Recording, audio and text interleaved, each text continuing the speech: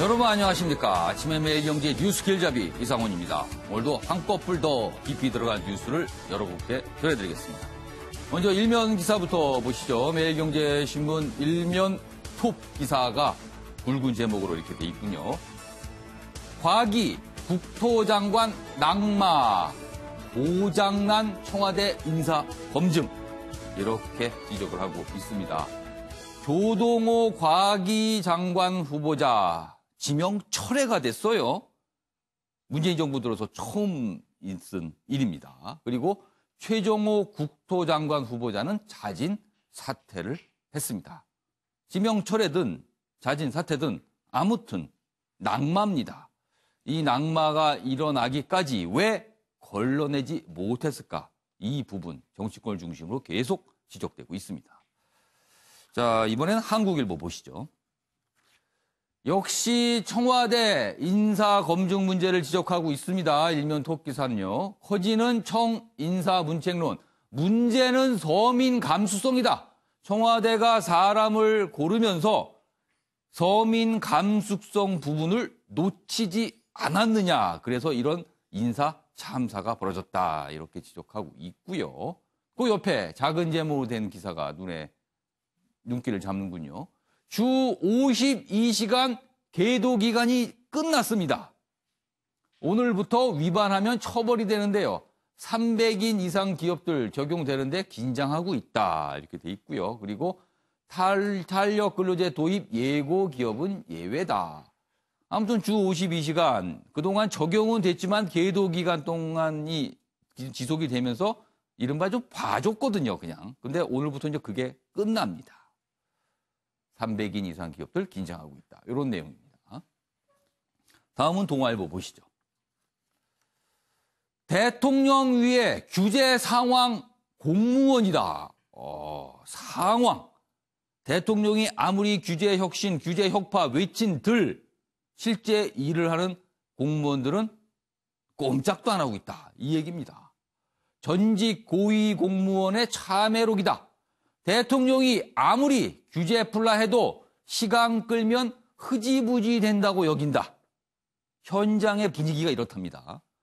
국회에 법안만 제출 뒤 책임 면피하려 한다. 공무원 안 바뀌면 규제 혁신 못한다. 대통령과 청와대는 발을 동동 구르면서 규제 없애겠다고 하지만 막상 현장에서는 시간 끌면 된다. 이런 분위기다. 이렇게 전하고 있습니다. 자, 마지막으로 한겨레 보시죠. 한미 조율 뒤 남북 대화, 이런 내용을 시사했다. 북미 포괄적 합의 끌어낼까? 오는 11일 한미 정상회담이 있습니다. 이 회담을 앞두고 강경화 외교장관이 반미를 했고요. 김현종 국가안보실 2차장도 미국으로 가서 미국의 국가안보회의와 의제를 논의한다. 이렇게 돼 있습니다. 한미 조율을 먼저 한 뒤 그리고 북한과 우리가 접촉을 해서 뭔가 돌파구를 찾으려 한다. 이런 내용입니다. 한미 정상회담 조율이 분주하다. 이렇게 전하고 있습니다. 자, 지금까지 일면 기사 짚어봤고요. 오늘도 네 분 패널 나오셨습니다. 한 분씩 소개해드리겠습니다. 먼저 최창렬 용인대 교수 나오셨고요. 조대진 변호사, 최경철 매일신문 편집위원, 그리고 유기찬 변호사 자리하셨습니다. 안녕하세요. 안녕하세요. 안녕하세요.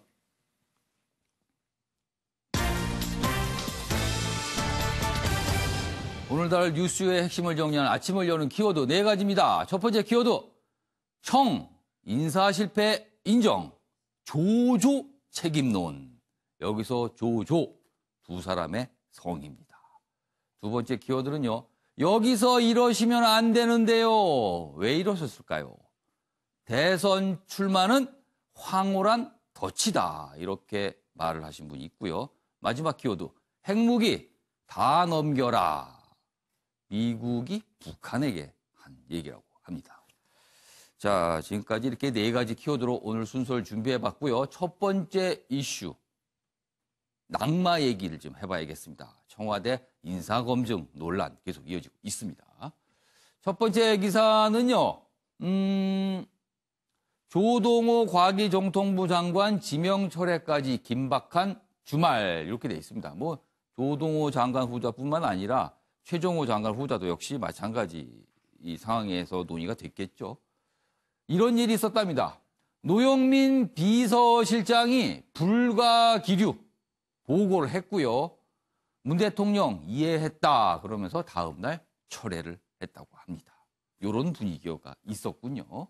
장관 후보자 7명 다 같이 갈 수 없다. 민주당이 이런 내용을 청와대에 전달을 했다.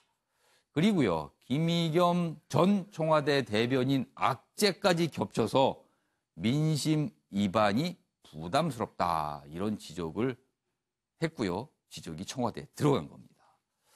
재보선 사흘 앞두고 서둘러서 결단을 했다.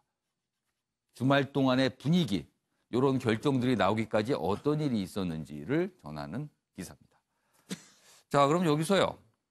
어제입니다. 청와대가 낙마, 여러 가지 그 발표하면서 또 상황 설명을 좀 했거든요. 그 내용 영상으로 확인해 보겠습니다. 문재인 대통령은 오늘 조동호 과학기술정보통신부 장관 후보자의 지명을 철회했습니다. 인사청문회 과정에서 후보자의 자격이 국민의 눈높이에 맞지 않는다는 지적이 제기됐고 논의 끝에 후보 지명을 철회하기로 했습니다. 조동호 후보자는 해외 부실 학회에 참석한 사실을 본인이 밝히지 않았고 교육부와 관련 기관의 조사에서도 드러나지 않았기에 검증해서 걸러낼 수 없었습니다. 자, 어제 청와대 발표 내용 영상으로 확인해 봤는데요. 조동호 후보자는 지명 철회, 최종호 후보자는 자진 사퇴 형식으로 좀 달랐습니다. 형식이요. 그런데 전체적으로 어제 청와대가 설명하기는 실대 인사 검증 기준은 문제가 없었고 갔는데 나중에 알고 보니까 뭐 여론이 너무 나빠졌던가. 그리고 뭐 조동호 후보자는 뭐 이 학회가 문제가 됐다든가 이렇게 얘기했어요. 자, 그런데 여기서 궁금한 거는요. 조동호 후보자와 최종호 후보자가 각각 다른 형식으로 낙마를 했습니다. 이거는 네. 어떤 이유가 있었던 걸까요? 지금 이제 조동호 과학기술정보통신 후보자는 예. 지명 철회를 했고 예. 최종호 국토교통부 장관 후보자는 이제 자진사퇴의 형식을 그러니까 이른바 스스로 물러난 것과 강제로 물러나게 된 것 차이가 있습니다. 사실 뭐 같이 낙마이긴 합니다만 예. 상당히 큰 차이가 있다고 봐야 되겠죠. 예. 그리고 지명 철회는 문재인 정부 들어선 처음입니다. 예. 그리고 역대 정권에서도 지명 철회는 거의 없는 거거든요. 근데 굳이 왜 이렇게 지명 철회까지 했느냐. 지명 철회를 했다면 사실 이거는 청와대로서는 더 부담일 수 있는 거거든요. 지명 철회할 정도로 심각했다라는 것을 인정하는 게 되니까.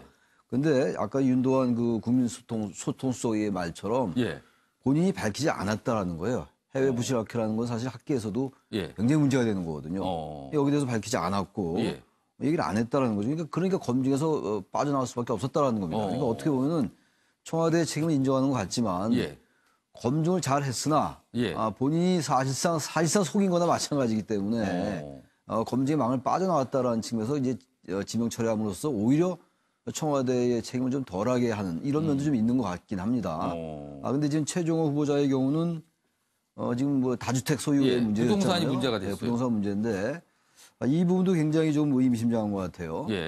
검증 기준에 그렇게 부합하지 않았던 건 아니다라는 취지의 얘기를 했습니다. 뭐 문제는 없었다고 판단을 했다라는 거예요. 위법성은 없다. 위법성은 없는데 국민의 눈높이에 맞지 않는다 이런 얘기거든요. 그런데 위법성이 없다 하더라도요. 이게 과연 청와대가 검증의 통과를 시켰는지가 이해가 안 가는 거예요. 물론 이제 청와대는 국민 눈높이에 맞지 않았다고 얘기합니다만 검증이라는 거는 그런 것들 모든 걸 종합적으로 고려해야 되는 거거든요. 그러니까 아직도 청와대가 우리 시민들의 어떤 그 생각들 그리고 시민들이 우리 사회 경제에 관한 여러 가지 공정성의 문제 이런 것들과는 아직 좀 괴리가 있는 게 아니냐 이런 생각을 하게 됩니다. 그러니까 국민의 눈높이 그리고 서민의 정서와는 좀 떨어져 있는 인사를 자꾸 내놓는다. 네, 그렇습니다. 이런 지적 오늘 많은 신문들이 하고 있어요. 자, 조동호 후보자 지명 철회가 됐는데 이 얘기 좀 해보겠습니다. 지금 어제 청와대가 밝힌 거는요. 부실 학회를 참석을 했다. 그러니까 학자들은 학회라든가 이런 데 가서 논문을 내거나 발표를 하거나 이런 게 다 실적으로 남기거든요. 그런데 부실 학회 이른바 문제가 있는 어떤 학회에 가서 그 참석을 한 거를 성과로 냈다. 뭐 이런 부분이 문제였다는 거거든요. 자, 윤기찬 변호사. 그런데 청와대 어제 설명대로라면 조동호 후보자는 그 얘기를 청와대에 밝히지 않았다는 거예요. 어떻게 보면 청와대를 속인 겁니다. 자, 이 부분은 법적으로 문제가 안 됩니까? 굳이 구속 요건을 따지자면 우리 형법에 예. 유기에 의한 공무집행방해죄가 있어요. 그러니까 청와대 채용 공무에 대해서 예. 방해를 했다 이렇게 볼 수 있는데 문제는 이제 그럴 경우에는 뭐 문서를 위조해서 낸다든가 우리 판례에 따르면 이럴 때만 가능하지. 예. 그러니까 말에 대한 진위 확인 이런 것들은 채용하는 부서에서 또는 채용하는 곳에서 확인할 의무가 있다. 그래서 우리 판례는 유기한 공무집행을 인정하지 않는 추세고요. 예. 다만 이게 뭐 어떻게 돼 있냐면 예. 어디 논란이 있는 학교에 다녀왔습니까? 다녀온 사실 있습니까? 예. Yes와 No 여기에 예. 이제 No라고 표시한 것 같아요. 근데 여기 문제점은 뭐냐면 본인도 잘못했어요. 물론 이렇게 허위로 얘기하면 예. 안 되죠. 그런데 이런 그 부실학회, 이 해당 부실학회에 대해서 실태 조사를 이미 작년에 예. 교육부가 했다는 겁니다. 2014년부터 18년까지 예, 다녀오신 분에 대해 학자들 예. 실태 조사했는데 그러면 교육부에 자료가 있을 거 아니에요? 그러면 실태조사했으면 거길 다녀온 학자들의 명단이 있었다. 있을 것으로 추정이 되는데 이 청와대 검증 시스템에서 교차 검증이 안 됐다는 거죠. 그래서 이 부분은 과연 이 조동 후보자도 잘못했지만 예. 청와대 검증 시스템이 제대로 작동했는지에 대해서 이것도 검증해야 된다 이렇게 생각합니다. 청와대의 검증 시스템이 어떻게 됐길래 왜 저렇게 꼼꼼한 내용까지 걸러내지 못했을까? 이 부분이 계속 지적이 되는 부분이에요. 그와 관련해서 다음 기사 준비되어 있습니다. 보시죠. 이 기사입니다. 부실검증 불길 조조 사면초가다. 첫 번째 조는요. 조국 민정수석. 그 다음 조는 조현옥 인사수석을 말합니다. 문재인 정부 처음 장관 후보 지명 철회입니다. 지명 철회가 처음입니다. 그러니까 심상치 않다는 거죠. 지명 철회를 했다는 거는.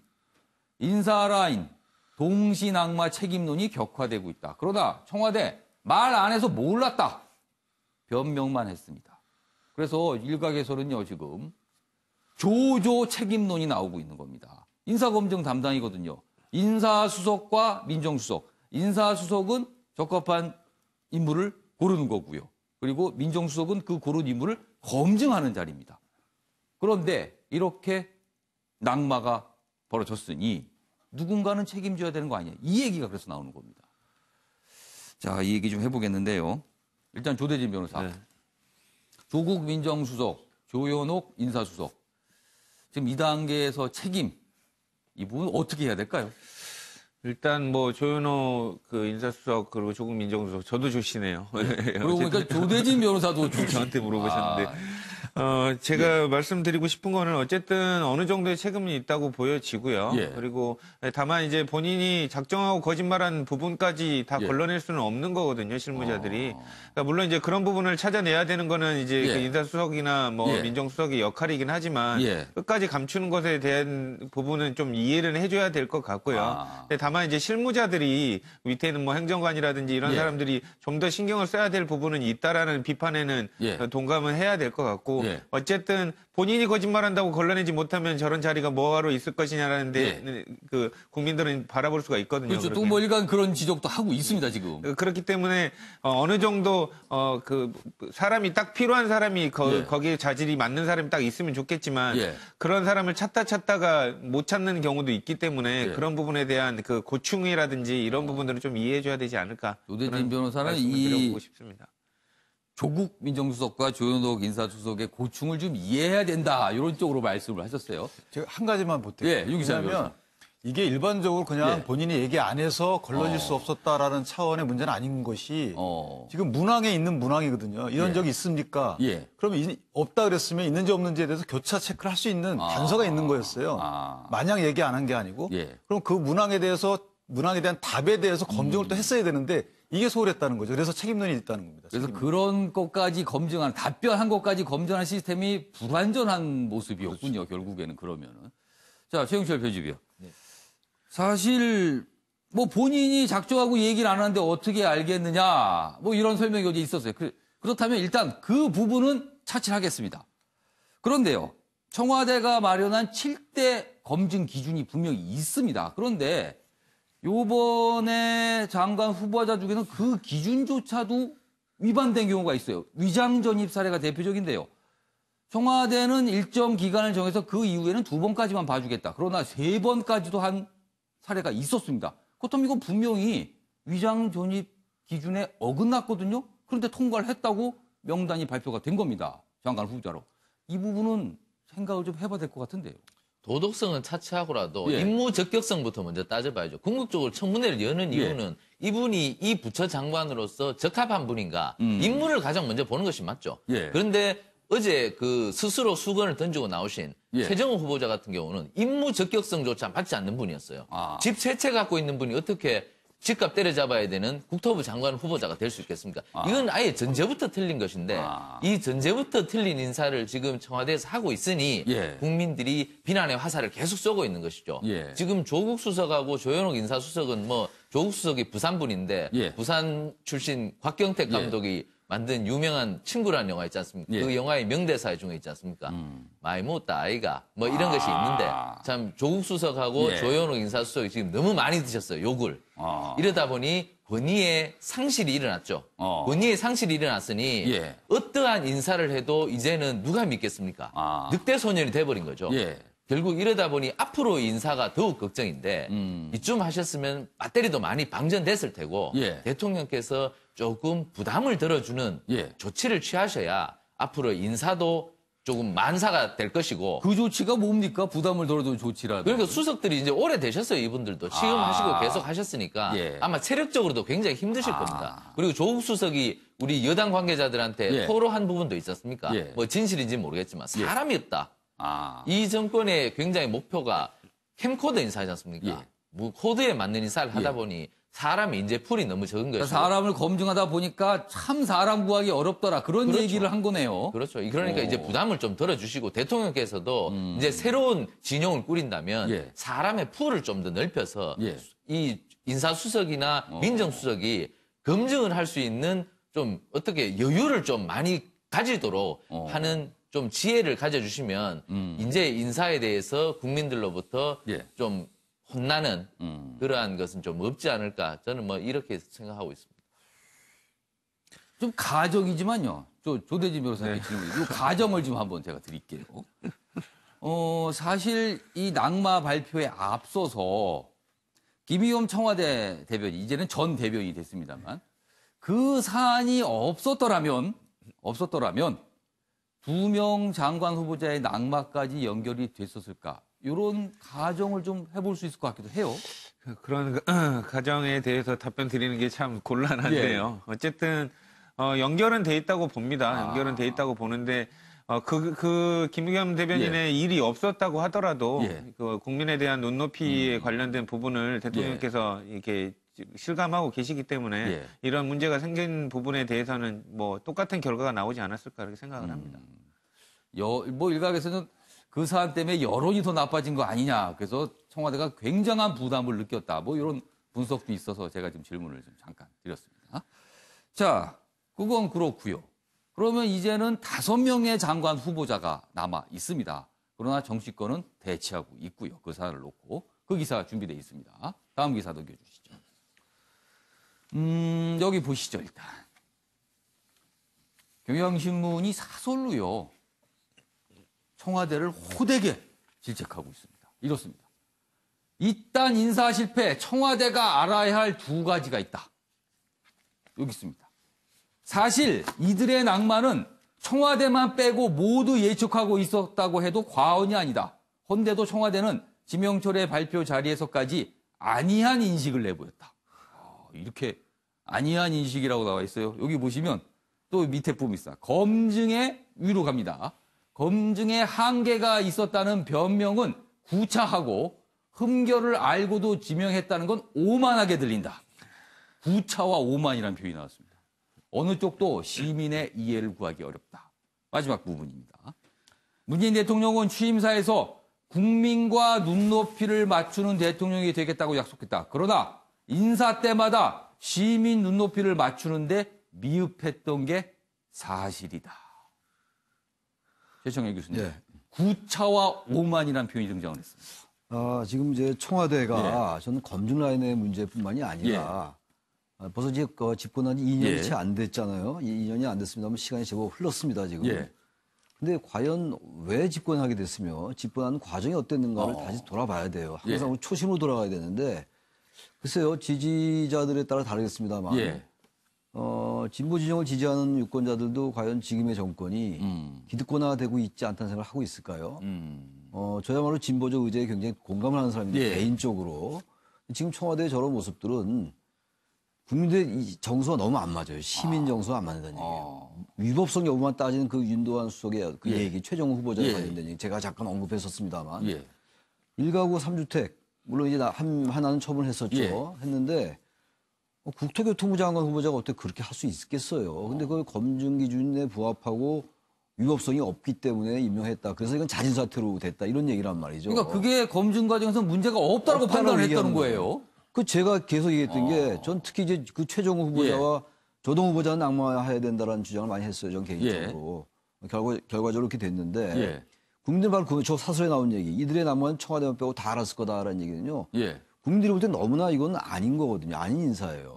물론 위장 전입도 여러 가지 많이 예. 있습니다만 그런 결정적인 거를 시민들은 다 알고 있는데 청와대만 여전히 그 시민들의 생각과 부합하지 않는 면이 있다라는 거거든요. 예. 그러니까 저는 이제 그야말로 경향신문은 좀 정부의 좀 호의적인 그런 예. 이제 언론으로 제가 알고 예, 있는데 그럼에도 불구하고 저렇게 혹독한 사설이 굉장히 아주 혹독하게 나와 있습니다. 저런 말을 들어야 어. 앞으로 정권이 많이 남았어요. 예. 많이 남았기 때문에 저런 말을 그 뼈저리게 듣고 예. 바꾸면 됩니다. 바꾸고 사과할 거 사과하고 바꿀 거 바꾸고 책임 물을 거 물고 예. 이러면 오히려 더 지지율이 반등할 수 있는데 예. 그렇지 않고 계속 자신들의 생각대로 간다면 아직도 너무 많이 남았는데 개혁도 해야 될 거 아니에요. 예. 개혁한 게 별로 없는데 말이에요. 알겠습니다. 저런 사설을 청와대는 귀담아 들을 필요가 있다고 생각을 합니다. 그래서 저희가 좀 이 자리를 빌어서 대신 소개해드리고 있습니다. 이 사설 내용을요. 자, 다음 기사 또 하나 있습니다. 마저 보시죠. 자, 남아있는 문제가 여기 있습니다. 야당, 박영선, 김현철도 지명 철회해야 청와대 추가 사퇴 없다. 선 그었다. 이렇게 돼입니다. 조동호, 최종호 꼬리 자르기 논란이다. 이렇게 동아일보는 설명을 하고 있네요. 두 사람만 낙마시킨 게 이게 꼬리 자르기 아니냐. 이 얘기입니다. 여기 보시면 야당 흠결 큰 박, 김 지키려 제물로 삼았다. 그러나 여당 장관 지명 첫 철에 고심이 컸을 것이다. 그러니까 이 정도에서 멈추자. 이 정도면 된 거 아니냐. 뭐 이런 반응인 거예요. 여당은요. 추가 낙마 나오면 정권 타격 불가피하다. 이런 걱정도 있다. 이렇게 전하고 있습니다. 그럼 여기서요. 정치권 공방 저희가 영상으로 준비했습니다. 보시죠. 문재인 대통령이 장관 후보자 지명을 철회한 것은 이번이 처음입니다. 조기에 결단을 내린 대통령의 결정을 존중합니다. 꼬리 자르기식의 꼼수 지명 철회와 자진 사퇴입니다. 박영선 후보자와 김현철 후보자를 먼저 지명 철회해야 합니다. 네. 정실 편집위원. 뭐 여기 두 명의 장관 후보자의 이름이 나왔습니다. 박영선, 김현철. 자, 이 후보자 두 명은 어떻게 해야 될까요? 저는 김현철 후보자 같은 경우는 예. 그 학자지 않습니까? 예. 북한에 대해서 굉장히 전문가적인 식견을 예. 가진 학자인데 청문회에 나오셔서 자신이 여태까지 발언하고 썼던 논문과는 예. 전혀 다른 말씀을 하셨어요. 그래요. 그래서 소신을 바꿨다는 지적을 그렇죠. 받았어요. 소신을 바꿨어요. 근데 학자가 소신을 바꾸면 안 되는 거거든요. 오. 그것도 자기가 공부를 해서 예. 연구 결과에 따라서 소신을 바꾼다면 예. 그것은 뭐 명예로운 것이고 이해가 가능한 것이지만 갑자기 청문회에 나와서 자기가 썼던 논문과 자기가 썼던 발언과 다른 발언을 해버리는 것은 그냥 학자적 양심으로서 저희가 보기에는 조금 부족한 것이 아닌가. 저는 그런 생각을 가졌고요. 예. 그리고 박영선 그 장관 후보자 같은 예. 경우는 그 중기부 장관이 될 것입니다. 예. 이제 공직자가 될 것인데 예. 공직자의 임무 적격성 예. 이 부분에 대한 청문회에 나와서 어. 법제사법위원장 할 때 딴 얘기를 하셨거든요.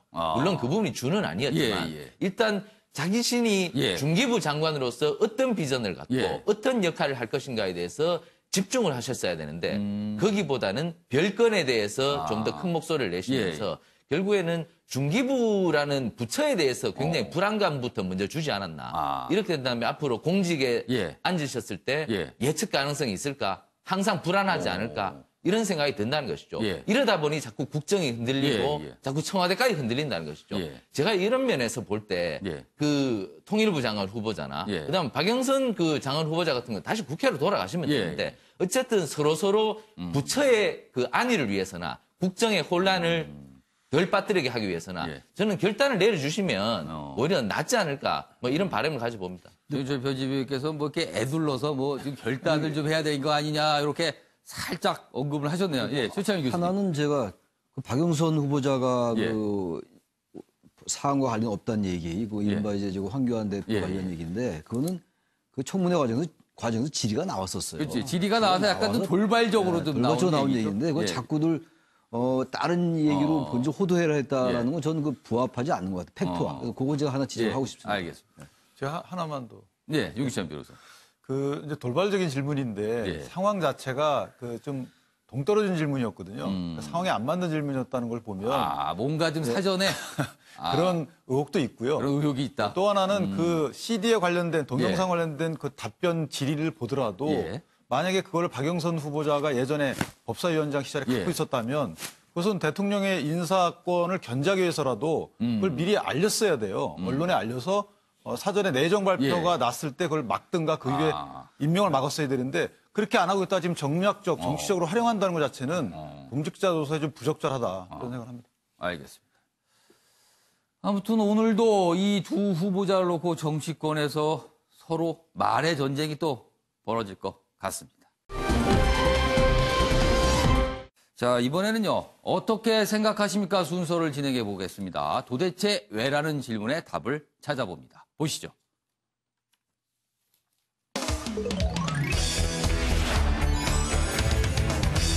오늘 어떻게 생각하십니까? 주제가 이렇습니다. 여기서 이러시면 안 되는데요.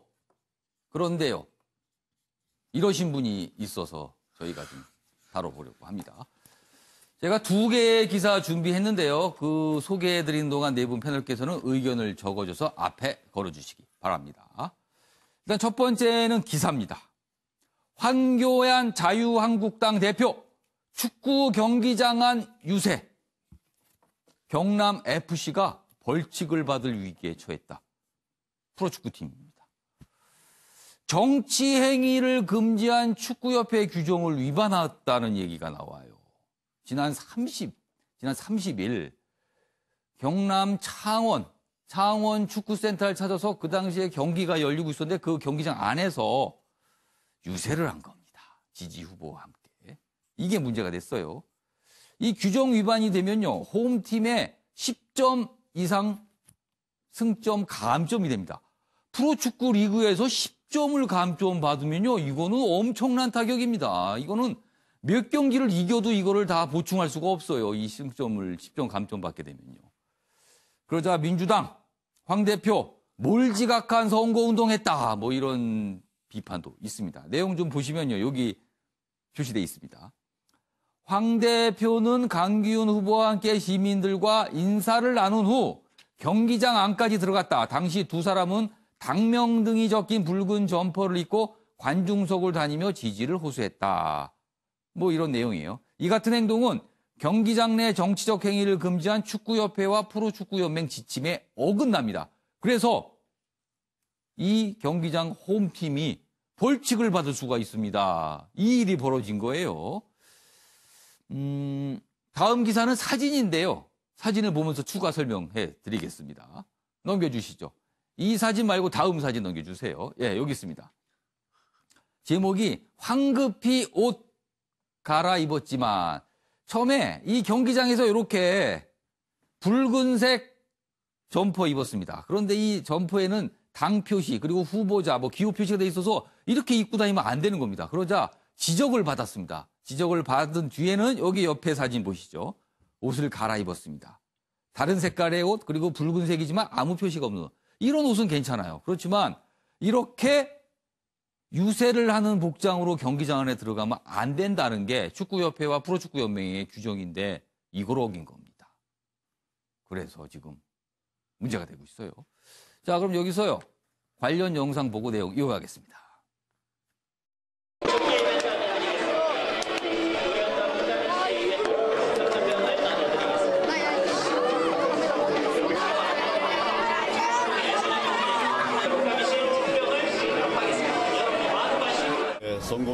전반 과정에서 규정을 지키기 위해서 최대한 노력을 했습니다. 혹시 부족한 부분이 있었다고 그러면 앞으로 그런 일이 없도록 그렇게 할 것이고 앞으로도 법을 잘 지키면서 경남 FC 경기장에서의 경거망동, 황교안 자유한국당 대표는 경남도민 앞에 사과하라. 자유한국당은 선거에만 혈안이 되어 있고 경상남도와 도민은 안중에도 없다는 것이 똑똑히 확인되었습니다. 네, 표를 호소하러 갔다가 그 축구팀에게 큰 부담을 지우게 됐어요, 지금 결과적으로요. 자, 조대진 변호사, 네. 어떻게 생각하십니까?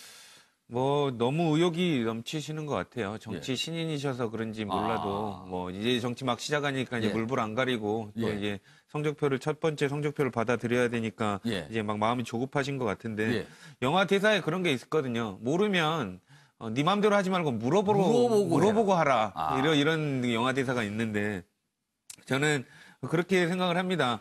뭐 공부도 잘하신 분이었고 법무부 장관까지 하셨고 국무총리까지 하시지 않았습니까? 주위 사람들한테 물어보면 얼마든지 잘할 수 있었는데 의욕만 넘쳐가지고 너무 이런 그 실수를 저지르신 걸로 보여지고요. 또 지금 황교안 그 대표 얘기를 들어보면 문재인 정권 뭐 심판한다 뭐 이런 얘기를 하고 다니세요. 선거 유세 중에. 지금 뭐 물론 이제 문재인 대통령께서 정권에서 좀 뭐 실수하고 이런 것들도 당연히 있지만 황교안 대표가 하실 말씀은 아닌 것 같아요. 왜냐하면 황교안 대표는 지금 법의 심판을 받고 있는 정부의 총리지 않았습니까? 그러니까 그런 부분을 볼 때 너무 조금 의욕이 앞서다 보니까 하시지 말아야 될 이런 얘기까지 좀 하고 있는 것 같아서 좀 안타깝고요. 또 한 가지는 성과를 이루려는 의욕보다는 국민에 대한 진정성으로 선거를 대하시는 게 더 타당할 것으로 보입니다. 의욕이 너무 앞서서 지금 벌어진 일 같다. 이런 내용으로 좀 골자를 담아 주셨어요.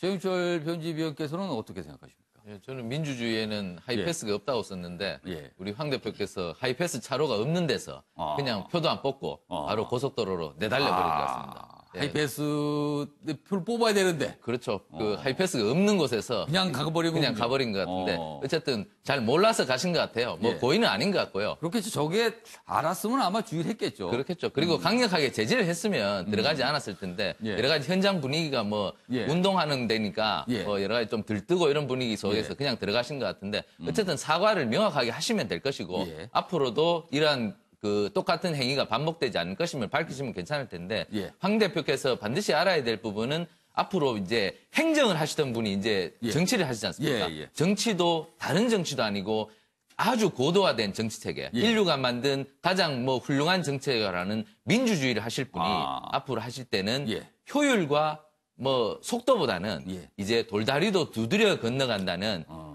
어쨌든 절제를 하시고 균형 감각을 갖고 정치를 하시는 것이 바로 민주주의의 정치 지도자로서의 역할과 책임을 다할 수 있는 대표가 되실 겁니다. 그러니까 뭐 두들겨도 보고 물어도 보고 둘러도 보고 저 사람에게도 물어보고 이 사람에게도 물어보고 이렇게 가야 된다는 거죠, 민주주의. 그렇습니다. 하이패스로 생각하면 안 된다. 그 말씀이시네요. 알겠습니다. 윤치환 변호사. 간단하게 쓰셨네요. 잘못했음이라고 쓰셨어요. 일단 선거법상으로는 문제가 안 되지만 이 축구협회나 프로축구연맹 규정에 문제가 되는 거예요. 거기에 걸리기 때문에. 자, 어떻게 생각하십니까? 잘못했죠. 왜냐하면 이게 이제 과정을 보니까 도선거관리위원회에 일단 물어본 것 같아요. 물어봤는데 문제없다라고 해서 갔던 것인데 그러니까 연맹이나 협회 규정 같은 거는 사실 알아보지 못했던 거죠. 그러나 법률의 부지 나 몰랐다라고 해서 면책되는 건 아니기 때문에 일단 잘못했고요. 열심히 하다 보니까 이렇게 생긴 것 같고 저도 한번 내려갔었거든요. 내려갔었는데 그 당시 황교안 대표가 그 횡단보도 맞은편에서 유세를 하고 있었단 말이죠. 유세차가 있었는데 시장을 돌고 원래는 건너라고 이렇게 안내를 했었는데 이게 무단횡단 아니냐 그래서 쭉 돌아서 횡단보도로 건너는 모습을 봤단 말이에요. 그러니까 법률을 굉장히 지키려고 노력하시는 분인데 아마 이 부분은 이번에는 확인을 좀 못했던 것 같아요. 그래서 아마 사과해야 된다고 생각합니다. 사실 경기장 밖에서 유세하는 거는 상관이 없죠. 그 부분은요. 그런데 경기장 안에서 했기 때문에 이게 프로축구연맹 등 규정에 위배가 됐습니다. 그래도 그 피해가 지금 경남 FC 쪽에 갈 수도 있다는 얘기가 자꾸 나오고 있어서 논란이 되고 있어요. 최찬영 교수님, 어떻게 생각하십니까? 전 정치가 상식에 입각해야 된다고 생각합니다. 저건 상식에 맞지 않죠. 프로축구연맹의 규정을 몰랐다 하더라도 모를 수밖에 없겠죠. 근데 우리가 보통 일반적으로 정치를 스포츠 현장에 가서 하는 경우는 거의 없잖아요. 올림픽에서도 정치 배제라는 게 얼마나 많이 나오는 얘기입니까? 운동선수들이 어떤 정치적 의사표현을 하게 되면 징계를 받게 돼요. 징계받고 그러는데 그건 상식이잖아요. 그렇다면 선거운동을 운동장 밖에서 이제 오신 관중들이 하는 것까지 어떻게 하겠어요?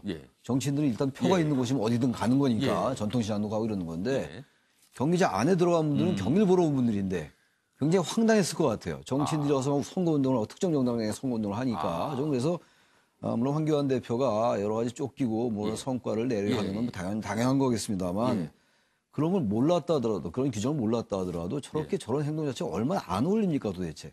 축구 경기장에 가서 저렇게 선거운동을 한다? 상상이 좀 안 돼요. 그래서 정치는 상식에 입각해야 되고 금도를 넘으면 안 된다. 그래서 저는 황교안 대표가 이제 당대표 되고 난 다음에 과도한 발언도 몇 개 있었어요. 탄핵 인정하지 않는 발언들. 뭐 태블릿 PC 저작서도 얘기하고 그랬는데 너무 이제 리더십 확보 이런 것들에 집착해서 자꾸 저는 무리수를 두는 게 아닌가 생각이 들어요. 그래서 일단 정도를 걷고 상식에 입각하는 그런 걸 해야 되고 자꾸만 이런 것들이 이런 행동들이 되풀이되면은 여당이건 야당이건 가뜩이나 정치 혐오나 정치 부심이 많은데 정치 혐오나 정치 부심을 부추길 수 있다. 그래서 정치인들이 자신의 정치 입지만 생각하지 말고 지도자라면 여러 가지 상식에 입각해서 해야 된다는 말씀 드리고 싶습니다. 네 분 패널께서 지금 생각을 밝혀주셨는데 제가 보니까 두 마디로 정리가 될 것 같습니다. 일단 잘못했음. 그리고 모르면 물어봐라. 많이 물어보고 해야 된다. 이렇게 두 가지로 좀 요약이 될 수 있을 것 같습니다. 자, 이번에는 두 명의 인물 얘기를 연달아 소개를 해드리겠습니다. 여러분께서는 이 두 명의 인물 각각 다른 길을 가는 걸까요? 아니면 만나는 길을 또 가는 걸까요? 보시죠. 첫 번째 인물 이낙연 국무총리 얘기입니다. 25일부터 30일까지 몽골 중국 방문을 했는데요. 중국을 방문한 그 기간 동안 기자단과 뭐 이렇게 간담회에 대해서 여러 가지 얘기를 좀 했는데 그 내용이 소개가 돼 있네요. 이낙연 총리 대선 후보 추대되는 거는 황홀한 덫이다. 이게 무슨 뜻일까요? 대선 후보 추대. 황홀하다는 거는 좋은 것 같은데 덫이다. 그리고요. 내 마음대로 되는 것은 아니다. 이렇게 또 얘기를 했습니다. 자연인이면 더 잘 도울 수 있겠죠? 또 이 말도 의미심장하네요. 그래서 내년 총선 역할론 뭐 이런 거 관심 많습니다. 내년 총선 그리고 그 이후에 대선 어떻게 되는 건지 뭐 기자들이 질문을 많이 하는데요. 그거에 대한 답변이 이렇습니다. 자연인이면 더 잘 도울 수 있겠죠. 대선 후보 추대는 황홀한 덫이다. 내 마음대로 안 된다. 이렇게 돼 있습니다. 다음 인물이 소개된 기사가 또 있습니다. 마저 보겠습니다. 남경필 전 경기지사 최근에 정계 은퇴 선언을 했습니다. 더 이상 정치하지 않겠다고. 근데 이제 인터뷰 내용이 좀 실렸군요. 총선 나가려 했는데 서울 테헤란로 젊은이들 만나서 생각이 확 바뀌었다. 정치할 생각이 없어지더라. 이 얘기입니다. 지금 나이가 54입니다. 정치를 접고 스타트업, 벤처기업을 하겠다고 포부를 밝혔어요. 연정 도전했듯이 새로운 경제에 도전하겠다. 가슴이 뛴다. 스타트업, 벤처 얘기를 하면서 가슴이 뛴다 그랬어요. 이분 정치인이거든요. 정치 얘기를 하면서 가슴이 뛰는 게 아니고요. 다른 길을 가겠다. 경제에 뛰어들겠다. 기업을 읽어보겠다. 이런 얘기하면서 가슴이 뛴다고 얘기를 했습니다. 그리고 마지막 부분이 아주 바닥에 보입니다. 분노의 정치 일상화돼 안타깝다. 뭐 이런 얘기도 했다고 합니다. 아무튼 총선 생각이 있었는데 젊은이들을 만나고 보니까 생각이 싹 바뀌었다. 이 얘기를 한 겁니다. 자, 조대진 변호사. 두 명의 인물을 저희가 봤어요. 연속해서 이낙연 국무총리와 남경필 전 경기지사. 먼저 이낙연 국무총리. 대선은 황홀한 덫이다. 이거 무슨 뜻입니까? 그거는 이제 뭐 말씀하신 본인만 아시겠지만 사실상 그 이낙연 총리가 많은 말씀을 하신 건 아니에요. 근데 이제 언론들이 이제 그 많은 말씀을 안 하시니까 거기에 또 함의를 담아가지고 막 기사를 내는 것 같은데요. 많은 말씀을 안 했는데 표현이 굉장히 귀를 잡을 수밖에 없는 표현을 또 나와서 그렇죠. 그래요. 황홀한 덫이라는 예. 게 뭐 그 말에서 느껴지는 대로 당연히 대통령 후보로 거론되는 것 자체는 황홀한 일이죠. 예. 하지만 그 대통령 후보로서 또 이제 거론되고 또 이제 선택되기까지는 또 많은 책임과 또 그 역경의 시간이 예. 있지 않겠습니까? 예. 그렇기 때문에 그건 또 내가 원한다고 되는 것은 아니다라는 뜻을 함축해서 담아놓은 것 같습니다. 덫은 무슨 의미일까요? 그러니까 자기를 위한 시험대가 될 수가 있다는 얘기죠.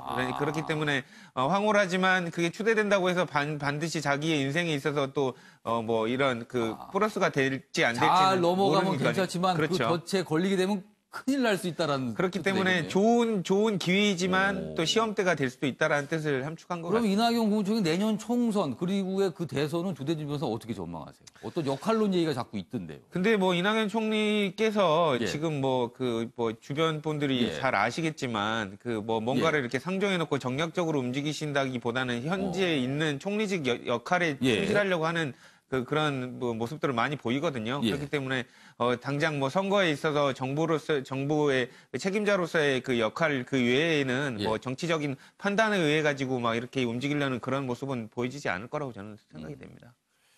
자, 최영실 편집원. 이번엔 남경필 전 지사 얘기 좀 해보죠. 왜 정치를 떠나서 기업을 하겠다고 하는 걸까요? 요즘 또 하나의 정치 트렌드가 링 밖으로 나가는 거죠. 대표적인 사람이 유시민 노무현재단 이사장입니다. 그럼 그 자체도 정치입니까? 그렇죠. 유시민 노무현재단 이사장도 링 밖에 나가서 예. 지금 한참 목소리를 내지 예. 않습니까? 그리고 남경필 전 경기도지사께서도 예. 그냥 조용하게 나갈 수도 있었는데 예. 왜 스타트업이란 풍선까지 띄우면서 나가셨겠습니까? 스타트업. 그렇죠. 저것도 링 밖의 정치죠. 결국 정치인은 정치에서 벗어날 수가 없는 겁니다. 그 울타리 안에서 무언가를 하는 것인데 예. 어쨌든 요즘은 링 밖의 정치도 새로운 트렌드를 곽강받고 있기 때문에 예. 링 밖에서 떠돌다가 다시 링 안으로 들어오는 것도 새로운 그림이 될 수 있습니다. 그렇기 때문에 유시민과 남경필 이런 그림들이 또 하나의 축을 형성하는 것이죠. 저는 이렇게 볼 때 남경필 전 지사도 그러하고 예. 유시민 노무현재단 이사장도 언제든지 링 안으로 들어올 수 있는 운동복을 갖고 밖에서 뛰고 있다. 이렇게 보면 되겠습니다. 그러면 내년 총선 때 출마할 수도 있다 이 얘기신가요? 부르면 들어오겠죠. 그렇지만 당장 그 총선까지는 예. 바라보지 않더라도 예. 충분히 링 밖에서 떠돌다가 대선을 바라볼 수도 있거든요. 그만큼 저분들의 지명도와 인지도가 있기 때문에 예. 링 밖에서 목소리를 내는 방법을 고민하는 그런 기교도 발휘를 할 겁니다. 그럼 본인이 은퇴하고 싶다고 해서 은퇴되는 게 아니다 이런 뜻으로 들리기도 하네요. 그렇죠. 그리고 저분들 고의적으로 저러한 예. 전략을 쓰는 것일 수도 있죠. 예, 주대진 변호사. 저는 이제 남경필 지사님을 개인적으로 이제 뵙고 이럴 때 느꼈던 예. 부분이 뭐냐면 그 남경필 지사님이 상당히 사업가적인 기질이 강하세요. 그리고 이렇게 얘기를 들여다보면 예. 왜 이런 분이 도지사를 하고 계실까? 사업을 하시면 돈 많이 버실 텐데 이런 생각들을 많이 사업이 더 했거든요. 적합할 수도 있다. 예, 저는 오히려 자신의 제대로 된 길을 찾아가는 거 아닌가라는 생각이 들었고 또 응원을 드리는데 예. 저는 이제 그 사업의 맛이라는 게 있지 않습니까? 예, 예. 사업의 맛을 이제 진정으로 들이시면 예. 다시는 정치판에 안 돌아오실 것 같습니다. 윤시환 변호사. 지금 한국당에 계시니까 한국당이 지금 분위기 쭉 가다가 내년 총선 때 또 남경필 전 지사에게 출마 좀 해 주십시오. 이렇게 부탁하는 거 아닐까요? 권유할 수는 있겠죠. 그런데 예. 지금 보면 남 지사 입장에서는 내년 총선은 염두를 해두고 있지 않는 것 같고 확고할 것 같아요. 왜냐면 코리아 리빌딩이라는 그 어떤 운동을 했던 분인데 예. 남경필 리빌딩 아닌가 지금은. 왜냐하면 지금 진영 논리에 따른 사실 예. 국민의 분노를 이용한 정치를 예, 하고 예. 있잖아요. 현재 예. 우리 정치권이. 예. 이런 상황에서는 본인이 어떤 성과를 내도 역부족이다 이렇게 느꼈던 것 같아요. 그래서 말씀하신 대로 장외에 나가서 일단 그 사업에 치중하다가 여건이 맞으면 정치에 복귀할 수도 있다. 특히 권력구조 개편과 연결돼서 보면 5선이라는 지금 재산을 갖고 있기 때문에 예.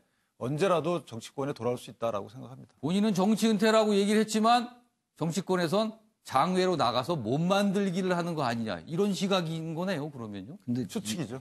예, 정치를 안 하겠다는 분한테 자꾸만 정치를 하라고 부추기는 것 같아서. 그러니까 저희 프로에서 유시민 이사장도 그렇고 정치를 안 한다고 하지만 계속 정치권에 또 회자가 됩니다. 유시민 작가의 경우는 예. 지금 하는 일이 예. 유튜브 이제 알릴레온가 이런 거 하면서 정치적 발언을 많이 하잖아요. 예. 정치에 관련된 얘기를 하는 예. 자리고. 남경필 전 지사 같은 경우는 모르겠습니다. 앞으로 모르겠는데 적어도 그 유시민 작가하고는 좀 다른 길을 가겠다라는 거기 때문에 지금 본인은 그런 포부를 제가 볼 밝힌 때 거예요. 남경필 지사가 예. 전 지사가 어떤 행보를 보일지 모르겠습니다만 예. 알 수 없죠. 본인도 모를 거예요. 그거야. 예. 여러 가지 상황이나 여건에 따라서 다 달라질 수 있는데 저도 지금 현재는 정치를 진짜 떠나겠다는 마음이 있는 것 같아요. 그리고 새로운 세계에서 한번 도전해보겠다라는 생각을 하지 않을까 생각합니다. 알겠습니다.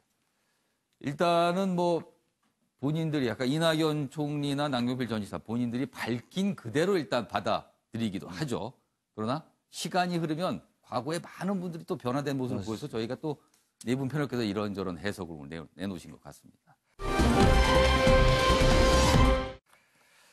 자, 이번에 북한 얘기 좀 잠깐 해보겠습니다. 뒤늦은 공개죠? 한참 전에 벌어졌던 일과 관련된 내용이 공개된 겁니다. 한국일보입니다. 늦어도 대선 전날까지는 서울에 도착해야 한다. 김현희 압송 비하 외교무소가 공개가 되면서 1987년 대한항공 폭파 사건 그리고 그 주범인 기념이 관련된 내용이 공개가 됐습니다. 그 당시에요 이렇습니다. 여기 보시면요. 바레인에서 체포된 칼기 폭파범 전두환 정부 당시 전두환 정권입니다. 대선 앞 여론 위에 대선 전에는 와야 된다 무조건. 김현희 대선 전까지는 압송해야 된다. 선거에 활용하기. 이른바 이제 북풍입니다. 그런데 인도 받으려 하다 차질을 빚자 뭐 다른 나라에 SOS를 쳤다. 바레인의 영향력을 행사 뭐 이런 요청한 정황이 있다. 이런 거죠. 그러니까 어떻게든 대선에 이용하려 했다. 이런 정황이 담긴 외교문서가 공개됐다는 겁니다. 그동안 최윤철 위원님, 네. 그동안 얘기 참 많았죠. 이게 그런 얘기. 그런데 이제 외교문서를 통해서 어느 정도 정황이 확인된 겁니다.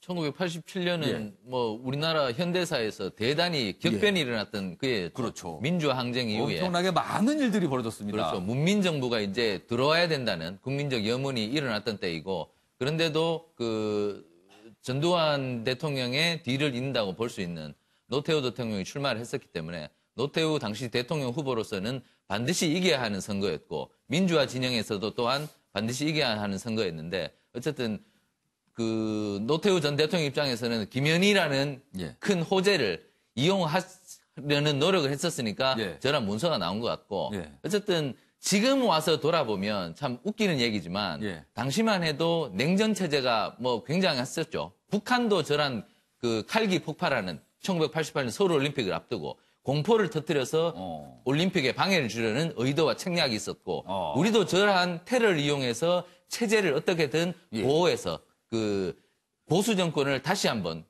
출발시키려는 그러한 어떤 그 보수 측 정치 세력들의 기도가 있었고 하여튼 격변이 일어났으니까 다시 돌아서서 저런 문서를 보니까 참 어떻게 보면 우스운 측면도 있는데 지금도 하지만 한반도는 냉전의 체제에서 벗어나고 있지 못하죠.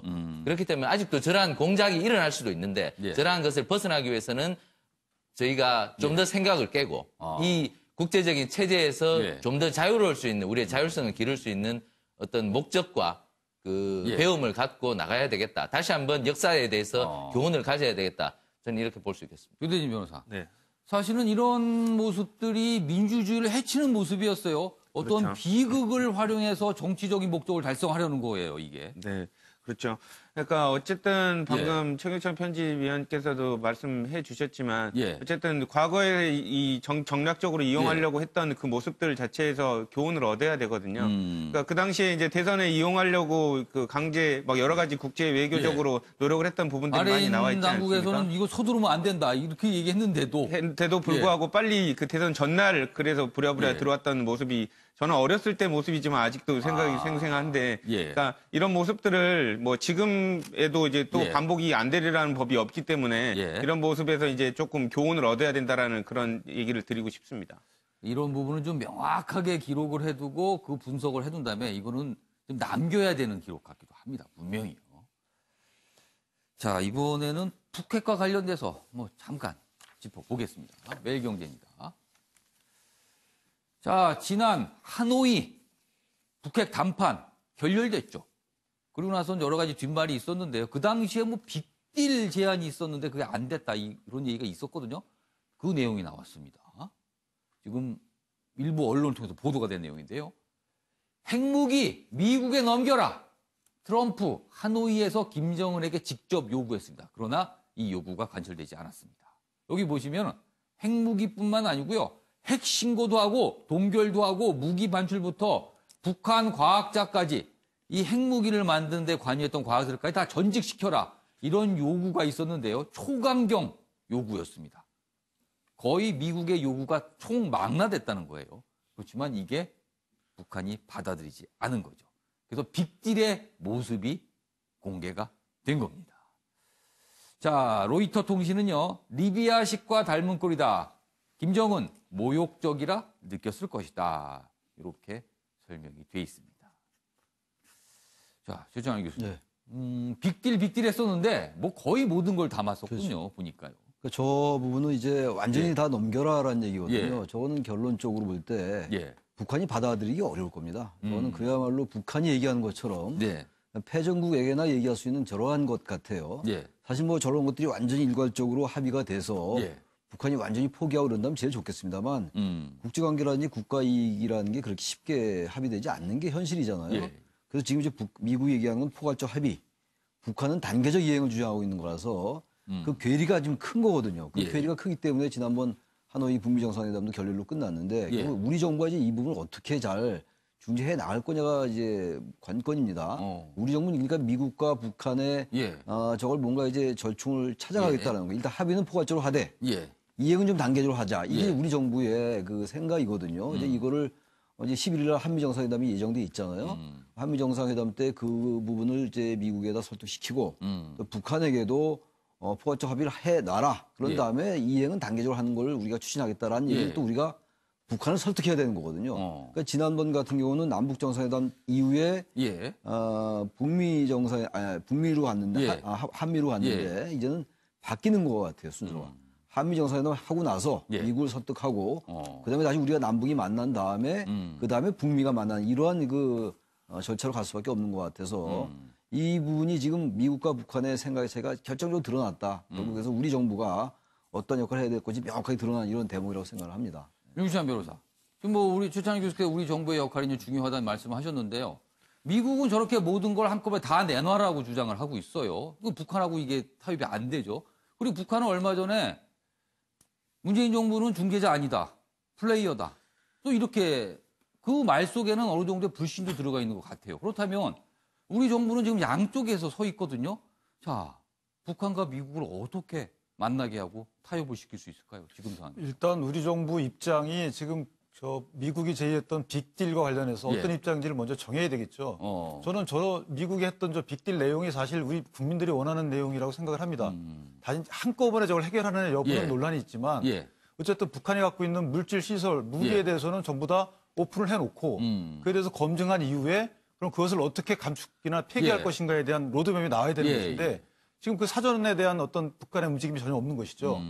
이제 북한이 우리와 쭉 대화를 했던 이유는 우리가 미국에 영향력을 끼칠 수 있다고 생각했기 때문에 대화를 했을 겁니다. 아마. 그런데 지나고 보니까 미국이 우리 대한민국을 믿지 않는다. 신뢰가 다소 금이 간 상태이기 때문에 북한 입장에서는 한국과 대화할 필요성을 못 느낀 거죠. 그래서 아마 대통령께서 이번에 미국을 방문한 이유도 1박 2일 아주 가서 점심 드시고 회담 한번 하거나 오시는 거란 말이에요.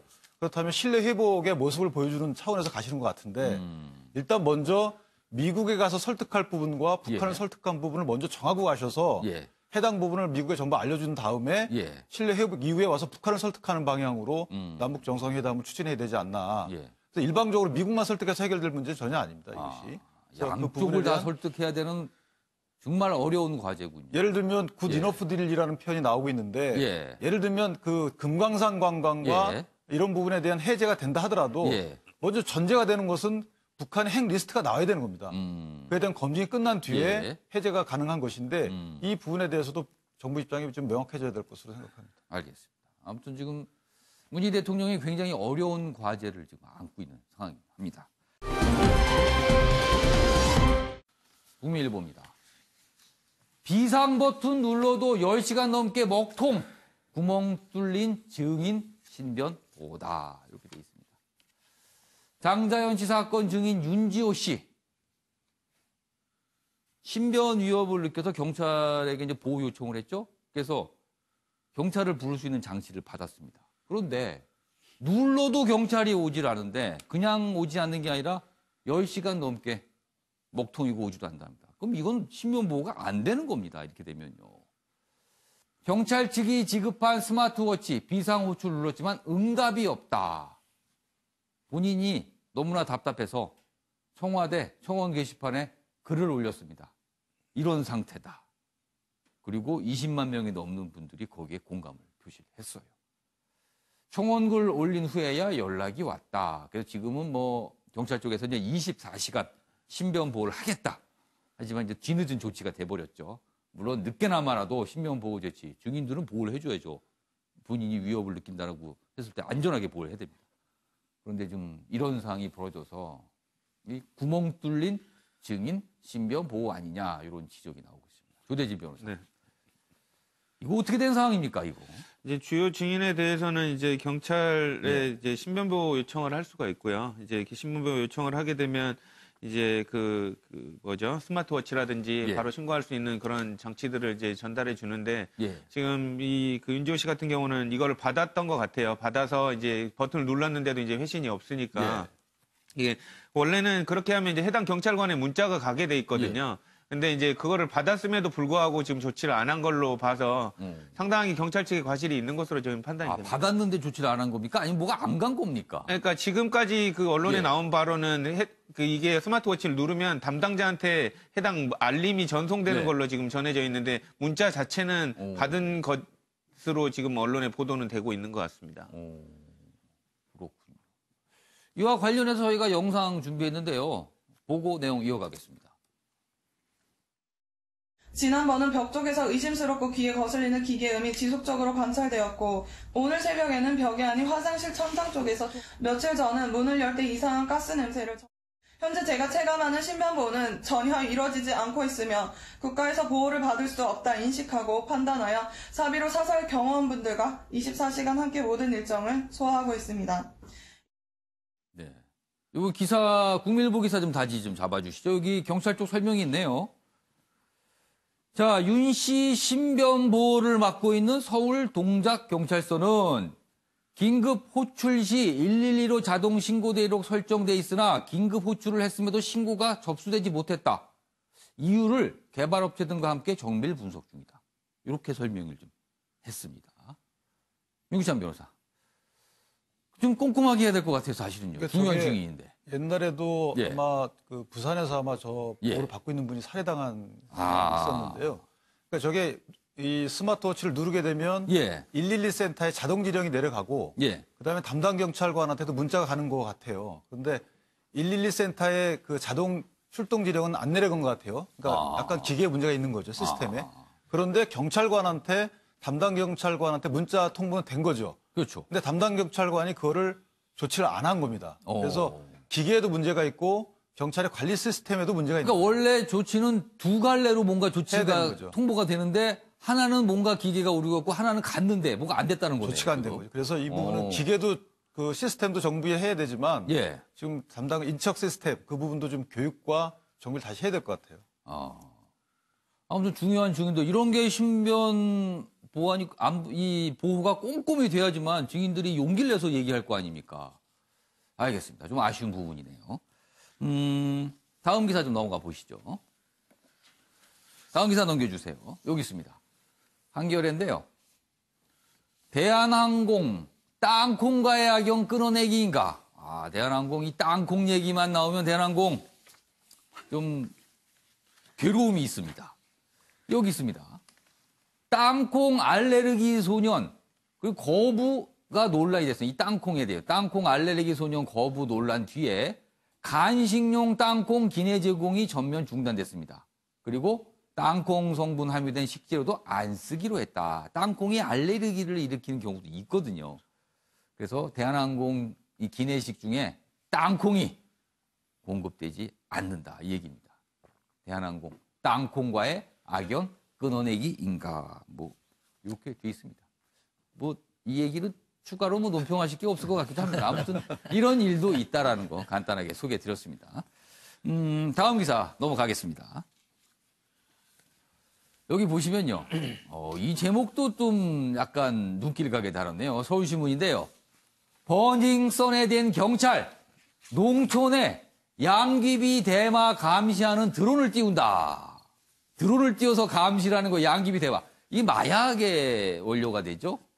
7월까지 수확기인데 밀경작 집중 단속하겠다. 그러니까 몰래 키우는 거를 잡아내겠다는 겁니다. 특별 자수기간 치료 재활하면 선처한다. 자수기간도 두겠다. 이렇게 됩니다. 이 조대진 변호사. 네네. 양귀비 대마가 이렇게 많이들 키우나요? 몰래? 이게 뭐죠? 금단현상 같은 게 있기 때문에 예. 흡입하셨던 분들은 이제 좀 이런 걸 좀 경작하려는 사람들이 있기도 하고요. 실제로 이제 사람들이 오히려 많이 다니는 곳에 또 오히려 몰래 심으신 분들도 있거든요. 등산로나 이런 데다. 오히려 더. 예, 오히려 눈에 띄면 이게 그냥 자풀인 줄 알고. 사람들이. 예, 그렇게 무관심할까봐 이렇게 하는 경우들도 있어서. 이제 이런 부분들을 단속하기 위해서 드론까지 띄우는 것 같은데요. 뭐 여기에 대해서 이제 경찰들도 이런 수법에 대해서 이제 많이 알고 있기 때문에 단속들을 좀 더 효율적으로 하기 위해서 드론까지 띄우는 것 같습니다. 그러니까 이게 뭐 드론까지 띄우는 걸 보니까 굉장히 좀 많이 있는 것 같아요. 그래야지 하늘에서 잡아내겠다는 거 아닙니까? 그러니까 요즘 같아서는 아파트 뭐 베란다 같은 데서도 몰래 하시는 분들도 있거든요. 그렇기 때문에 뭐 이렇게 상습적으로 밀경작하는 거를 좀 단속하려는 필요성이 많아지고 있는 상황입니다. 윤시환 변호사, 우리나라 마약이 이렇게 많이 확산돼 있습니까? 지금 그래서 대만은 이제 실내에서 많이 밀경작하는 경우가 많고 양귀비는 밖에서 하는 경우가 많다고 하던데 지금 마약과 관련된 단속이 조금 체계할 필요가 있어요. 지금 경찰에 마약 관련된 마약계가 하나 있거든요. 마약계 얼마 몇 명 되지 않습니다. 그러니까 마약 수사대라고 광역 수사대처럼 하나 만들어서 체계적으로 관리할 필요가 있는 부분이 버닝썬에서 나온 그 교훈이죠. 그래서 마약 수사대를 만들어서 관리할 필요가 있습니다. 아무튼 뭐 제목은 그렇습니다. 버닝썬에 대한 경찰이다. 서울신문은 버닝썬과 또 살짝 연관을 지어서 이 단속하는 내용을 전하고 있습니다. 다음 기사 또 하나 준비되어 있는데요. 이번에 로스쿨과 관련된 얘기인데요. 이런 내용이 여기 실려 있군요. 매일경제입니다. 로스쿨 들어가도 치열한 경쟁. 서울대 로스쿨 신입생 5명 중 1명이 휴학을 하고 있답니다. 왜 휴학을 하는 걸까요? 변호사 시험 합격률이 크게 낮아지고 대형 로펌, 뭐 1학년생 인턴 모집 뭐 이런 데 있어서 학점을 잘 따려고 휴학을 하고 공부를 한답니다. 로스쿨 학생들이요. 선행학습을 하는 겁니다. 그냥 공부해서 학점이 안 나오니까 미리 공부를 하고 그리고 학교를 가서 했던 공부를 다시 공부하고. 참 선행학습을 로스쿨도 하는군요. 이제는요. 최청열 교수님. 네. 이게 어찌된 일입니까? 원래 로스쿨이 이제 사법개혁의 일환으로 도입된 제도인데 그 도입된 이후에 또 예기치 못했던 부작용이 많이 생긴 것 같아요. 여기 지금 변호사 두 분이 계시긴 합니다만 로스쿨 제도가 예기치 못한 저런 부작용이 많이 생기기 때문에 다시 한번 보완을 많이 해야 될 것 같아요. 그러다 지금 아까 변시 합격률이 굉장히 떨어진다는 얘기 아닙니까? 과거에 이제 사법시험 출신들이 사법시험이 붙기 어려우니까 로스쿨을 통해서 일단 변호사를 많이 양성하자 이런 취지였잖아요. 그래서 뭔가 이 국민들에게 어떤 그 변론에 관련된 이제 서비스를 제공하자였는데 지금 오늘 저것도 낮아지니까 이른바 변시란 말이 나올 정도란 말이에요. 변호사 시험. 저런 부분들이 저도 부작용인 것 같아요. 그래서 어쨌든 간에 로스쿨에 대한 여러 가지 문제들을 이제 나오기 시작했어요. 이제 서서히 여러 문제점들이. 그래서 그런 것들을 보완할 수 있는 하나의 계기가 돼야 된다고 생각합니다. 윤시환 변호사.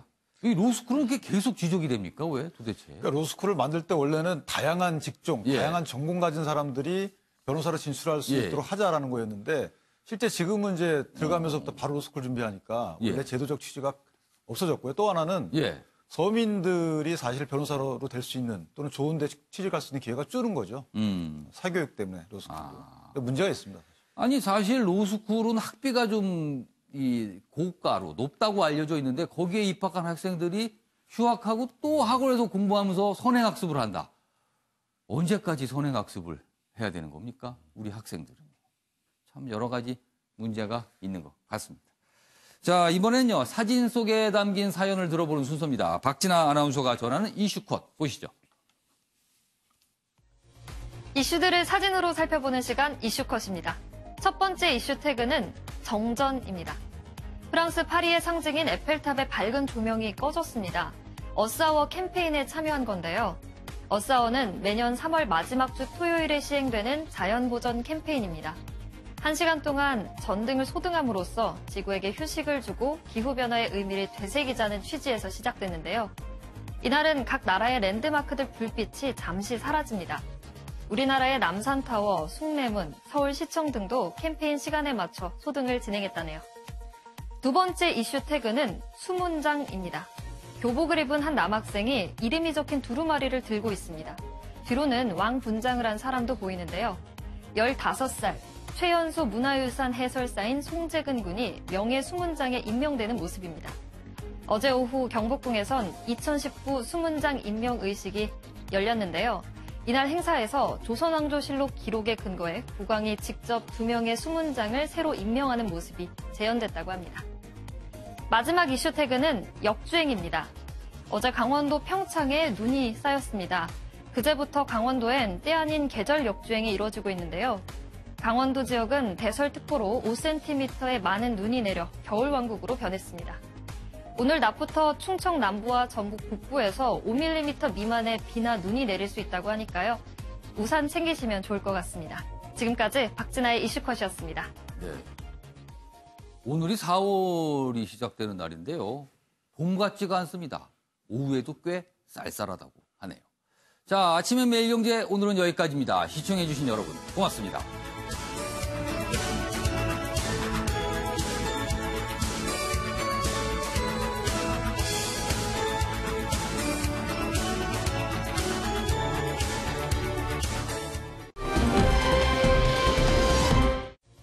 이슈들을 사진으로 살펴보는 시간 이슈컷입니다.